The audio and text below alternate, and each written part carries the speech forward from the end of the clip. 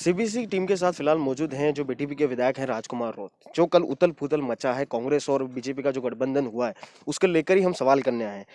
पहले तो मैं आपसे ये सवाल पूछना चाहूंगा कि जिस तरह कांग्रेस को आपने समर्थन किया था, उनकी सरकार बचाई थी, तो आपको इस बार कांग्रेस ने समर्थन यहाँ तो नहीं दिया, क्या वापिस आपका समर्थन आप वापिस छीनेंगे उनसे?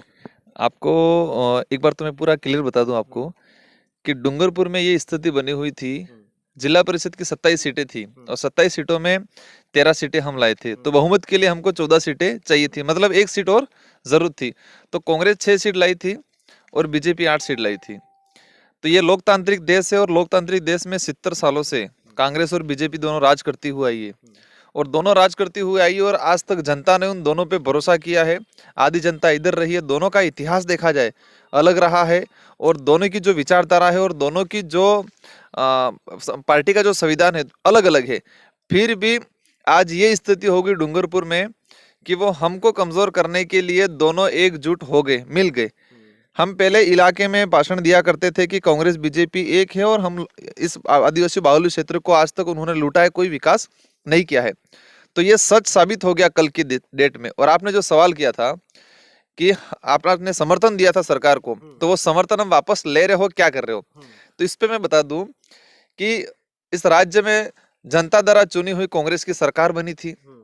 हम भी यहाँ से 2 विधायक चुन के जाते थे। तो सरकार जब अस्थिर हुई तो हमें लगा कि जनता द्वारा जो चुनी हुई सरकार है 5 साल के लिए, उसको स्थिर रखना हमने जरूरी समझा। हमारी मांगों के साथ हमने समर्थन दिया कांग्रेस को, मतलब बीजेपी के एंटी जाके हमने कांग्रेस को समर्थन दिया।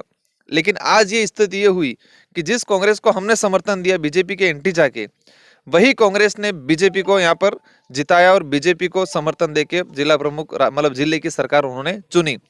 तब ये आम जनता हमसे सवाल करती है कि जिस पार्टी को आपने समर्थन देके उनको समर्थन देके सरकार बचाने में सहयोग किया और वो पार्टी हमारे खिलाफ आज ये स्थिति कर रही है, तो हमारी जनता की आवाज है कि समर्थन को वापस लेना।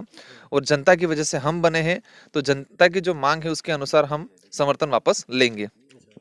तो कहीं ना कहीं ये कहा जा सकता है कि बीटीपी से दोनों पार्टियां डर गई, कांग्रेस और भाजपा, और डर के गठबंधन। मतलब ये यहाँ की पूरे उदयपुर संभाग की ये जो आज आहट आई है डूंगरपुर में, वो डूंगरपुर के लिए नहीं है। ये इतिहास लिख गया है कि कांग्रेस और बीजेपी दोनों अंदरूनी रूप से एक ही है। और ये संकेत करता है आने वाले पूरे राजस्थान में, उदयपुर संभाग तो ठीक ठीक है, लेकिन पूरे राजस्थान में एक तीसरा मोर्चा खड़े होंगे और कांग्रेस बीजेपी का सफाया होगा। हम पहले कहा करते थे कि उदयपुर संभाग से कांग्रेस बीजेपी का सफाया होगा, लेकिन कल की जो स्थिति हुई उससे यह साबित होता है कि पूरे राजस्थान में एक तीसरा मोर्चा खड़ा होगा।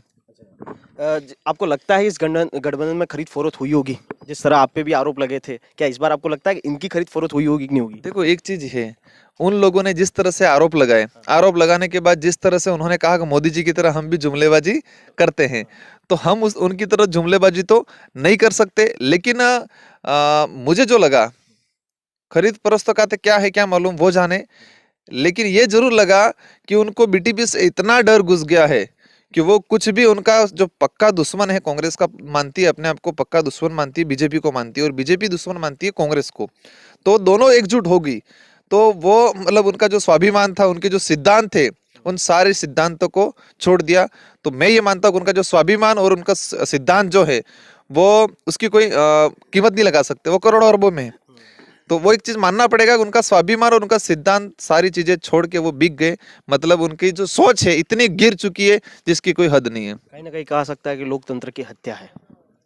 एक तरह का ही कह सकते हैं कि जनता ने उनको भरोसा देके 6 सीटें दी कांग्रेस को बीजेपी के खिलाफ जाके, और वही कांग्रेस बीजेपी को जिता रही है यहाँ पर। तो ये स्वाभाविक है, जनता का कहीं ना कहीं उनकी हत्या, उनके लोकतंत्र की हत्या हुई है, जनता की भावना की हत्या हुई है, जनता को बेवकूफ बनाया।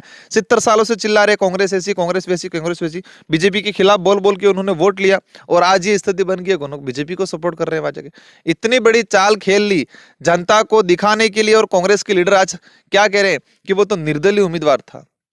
जो जिला प्रमुख बनी है उनको मैं बधाई देना चाहता हूं, लेकिन वो बीजेपी के बैनर तले बीजेपी के मैंडेट से बनी है, बीजेपी के सिंबल पे उन्होंने वोट लिया है, बीजेपी पार्टी के नाम से वोट लिया है, और वो जनता को बेवकूफ बनाने के लिए कांग्रेस बीजेपी दोनों ने निर्दलीय के नाम से फॉर्म भराया। तो ये कितना बड़ा जनता को मतलब बेवकूफ बनाएंगे लोग। अच्छा, कहीं ना कहीं ये भी देखा जाता है कि अब कांग्रेस की मतलब जो कांग्रेस की प्रदेश भर में सरकार है वो आपकी वजह से फिर एक बार संकट में आ सकती है, बड़ा संकट खड़ा हो सकता है उनको। देखो, हम तो ऐसा नहीं सोचते हैं, हम तो दुआ करते हैं कि संकट में सरकार नहीं आए, लेकिन जनता की भावना के अनुरूप हमने जो सोचा है कि सरकार ने, कांग्रेस के लोगों ने हमारे साथ इतनी गद्दारी की है, तो हम सरकार को अब समर्थन नहीं देंगे।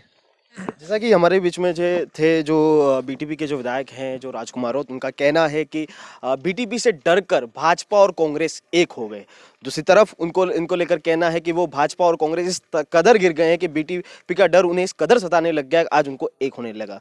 कहीं ना कहीं ये भी कहते हैं, समर्थन को लेकर जब उनसे सवाल किया गया तो उनका ये कहना है कि जो जनता की आवाज़ है, जनता कहती है कि इन्हें ये अपना समर्थन वापस ले, इसलिए ये अपना समर्थन वापस लेंगे। अब आने वाले समय में ये भी देखा जा सकता है कि जो कांग्रेस की सरकार है जो प्रदेश भर में, उस पर बड़ा संकट खड़ा हो सकता है। मैं सीबीसी न्यूज़ के लिए जुगल कलाल, मेरे सहयोगी शाहिद खान और सौरभ दुबे के साथ।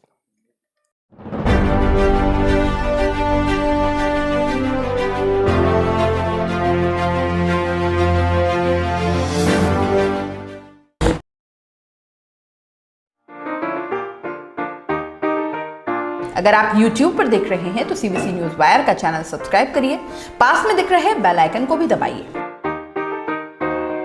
ताकि जब भी हम आपके लिए कोई खबर, कोई जानकारी लेकर आए तो सबसे पहले आपके पास नोटिफिकेशन पहुंचे।